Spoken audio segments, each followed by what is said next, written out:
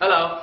Today I'm going to show you how to make a universal power electric adapter that will work in any location you'll ever go to that has electricity. Now that means a lot of different things. I mean, electricity could be on an island with a generator that comes on for 2 hours a day. It could be in the Amazon River where you got a boat that has electricity and they turn it on at night.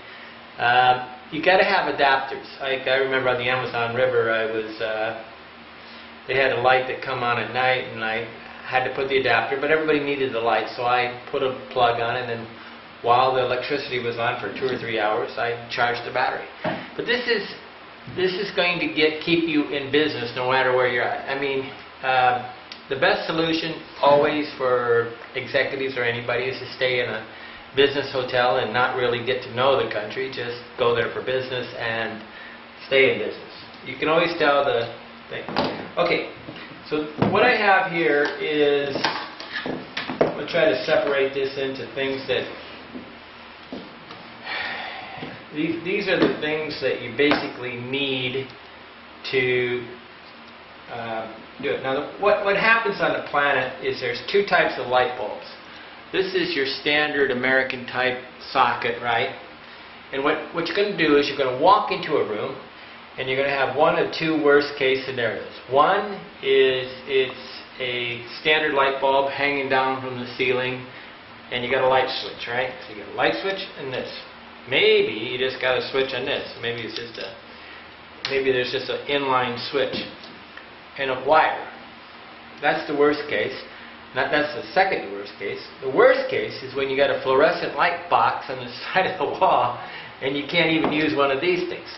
Now, what happens, and a lot of Americans aren't aware, and they're going to act like they're, I'm going to take this apart. I taped it together.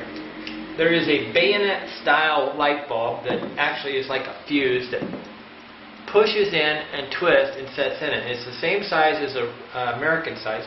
They have 220 and 110, and the sockets work the same, but you have to change light bulbs. So if I'm in a 220 country, I'll quickly burn out a 110 light bulb, right?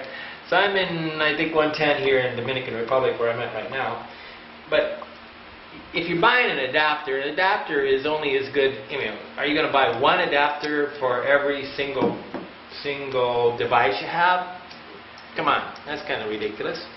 You'll have so many adapters. So basically what you do is you have splitters that go with adapters. So this is the bayonet style plug, and the light bulb goes inside, and on the outside they've given me this is actually the India style. So what I did is I take this adapter that converts it to a American slotted or round one, and sadly I'm going to have to put all these things together to come up with 3 plugs, right? I also can put an extension cord in. I have a long extension cord with 4 plugs. So what I would do is put this together and tape it. Same thing here. I got this slotted one. Oh, I guess I don't have the adapter.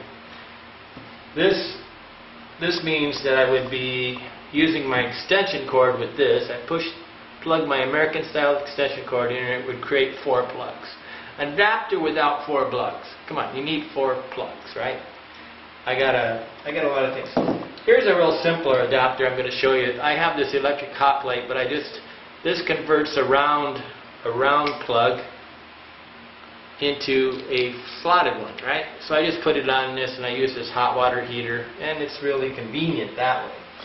And you can buy these adapters in any country. This specifically for that country, but then the next country you go to, you have to buy them again. But to have a universal adapter, these are the 2 most important features. You're going to have this for the light bulb and American style plug, which is about 80% of the planet.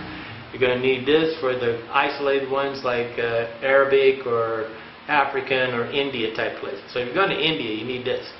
This adapter goes into the light switch, allows the light bulb to come out, and then you can start changing it and adapting it to your plug system. But generally, an adapter must go in concert with an extension cord. Without an extension cord to split it into 4 or 5 things, what are you doing? One-time split? you need to split it. So you got to have splitters too. It's not just things. Now, these two things are going to get me most of my rooms. This is a majority problem. You're only going to have one light in the room, and you're going to need to split it this way. Okay, now the next problem you have is you have sloppy plugs. You actually have plugs that are so worn out that the adapter that you would put in it will fall out. Okay, so this truly is a universal plug that you need. This is two wires, and you bend them over and you jam them into the plug. On a British plug, you have to take your pencil and put it into the ground thing, and then it'll allow this to go into. Sometimes you got to make the ground release. So sometimes you put a pencil or something in there, and then you do it. Obviously, you need to be smart enough to know what you're doing here. This is not that dangerous. If you really want to make it safer, you can tape it all together and whatever. Okay, so this really is my universal plug. Okay, I don't deal with all these adapters. I just use this. Okay, now I have it far long enough that it goes from the wall plug. I mean, the wall plug's about 19 inches above the floor, or 20 inches. It goes into the side of the wall, and this sits on the floor. And then I put my extension cord on here. So now the problem here is I'm building up plugs. When you start putting together three of these things start heating up. So you got to be really careful. You got to get this really tight, and I'll tape them all together so it's just really tight. So because I want this thing to be a solid connection, okay? Because otherwise they'll burn up. Now, I mean, I've had one in Ethiopia that just fried the whole wall plug. But this is my universal adapter. If you don't know how to put this together, you're not going to have electricity all your time. Okay, there's a part here where I don't really want to explain it. I'm thinking about selling all these pieces separately and allowing you to assemble them, because I don't think I could sell it in the United States legally. But I could sell all the pieces, and it could give you a video to how to put it together and save you a bunch of time acquiring this. This one, this India type plug, I call it, African, really going to be hard to buy before you leave home. Okay, and they're even hard to buy in India sometimes. Okay, when you're really, I think I did this in Thailand one time. I had a light, walked in, a fluorescent light. I bought some alligator clips, and I clipped onto the wire. If you're on an island where there's not much electricity, they're not going to give you 5 plugs. They're only going to give you a light in the room.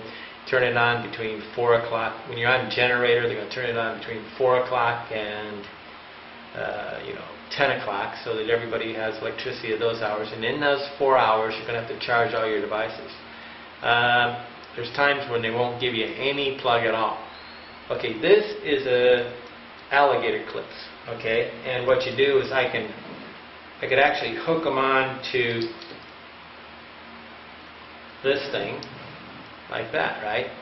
And then I could open up the wall plug and literally wire on. Now, you got a big problem here. You're going to blow fuses. You got to know about fuses. You got to know about breakers, how to shut them off, shut them on.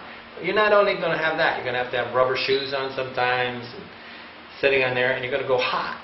Okay, so when I go hot, what I do is I make it safer. So what I do is I take my what do you call this stuff?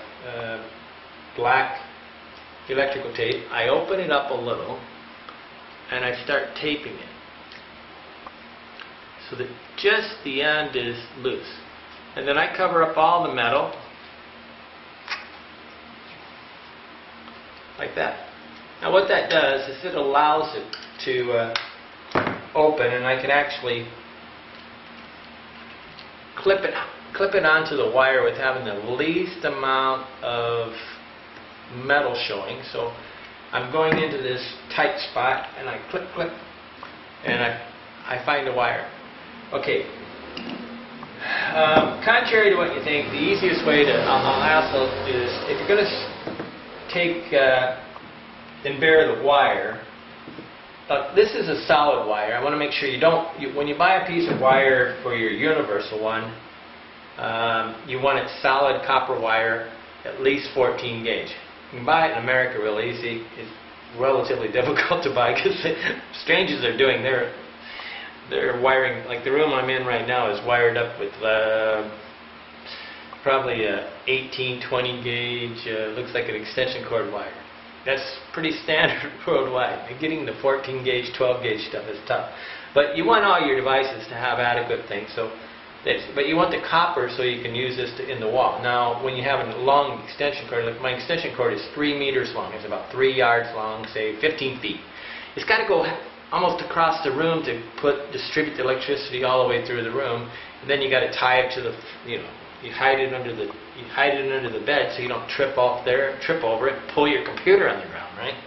I mean, that's a scary thing. I do a lot of stuff to make sure I don't accidentally trip on the computer cord. The computer cord's got to be in a place where I can't pull the computer off the desk onto the floor.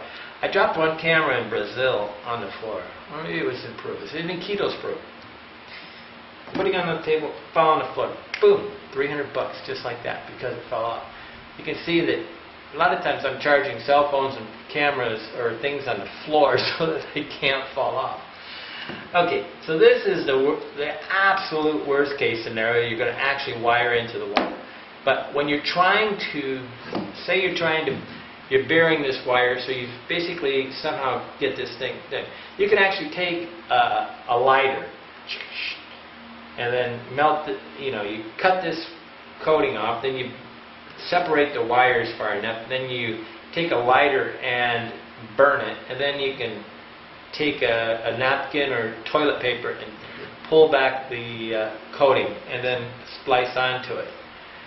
When I do this, I would never even think about using wire strippers. I would just light it up with a lighter and then pull it off. Much easier, much simpler. Finding wire cutters is tough. Doing it with a knife or something, you end up, especially on the fibrous electrical stuff. This is copper. Copper is going to be better than aluminum or something like that. And so if you have these devices,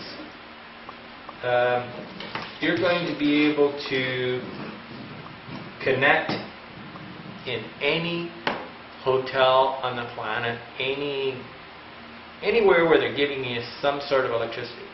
I want to caution you guys. You guys going to hostels in Europe with the 2 or 3 electronic devices. You got 10 people in a hostel. That's 30 devices.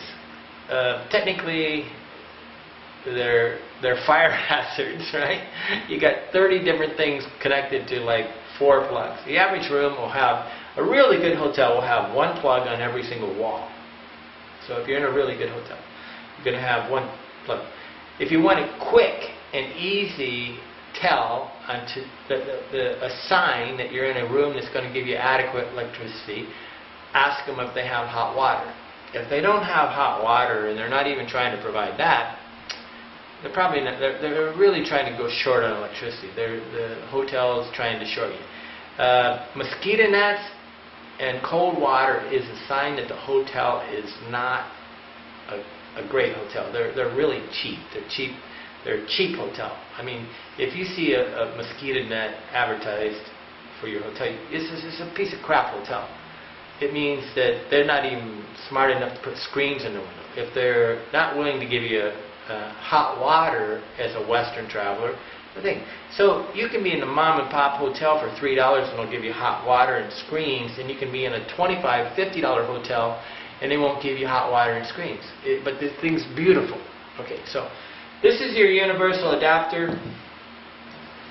At the end of the day, if you really want to get dead nuts hard, what you need to carry, you need to carry this thing, which is for this bayonet thing. You need to carry this little device and 2 things. That, you can go into any hardware and buy all the rest of the stuff. But if you have these 3 things, the socket to take a normal American light bulb and make it into a plug, 2 alligator clips, red and, and then think you can get all the rest together. Everything else is purchasable.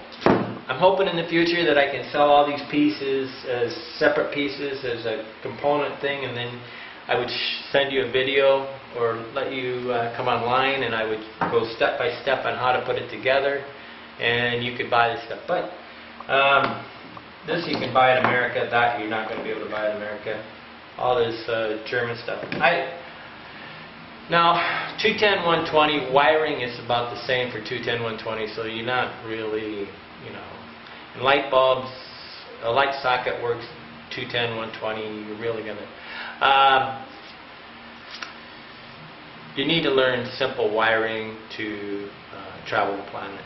If that's baffling you, stay in a 5-star hotel, and anybody is calling themselves a digital nomad that doesn't know how to do simple wiring, I'm not really believing it. Okay, Andy Graham, Hobo Traveler, Digital Nomad Traveler, and hobotraveler.com, my parent. Join my membership community, and you can follow different one of these subjects and get updates. Like if you want to just see updates on Digital Nomad Traveler, you sign up, and then you become a member to that website, and you got a member to 100 different subjects, 100 different places to live. And what goes on is that as I update things, you can learn about your specific interest. Okay, Andy Graham, Hobo Traveler.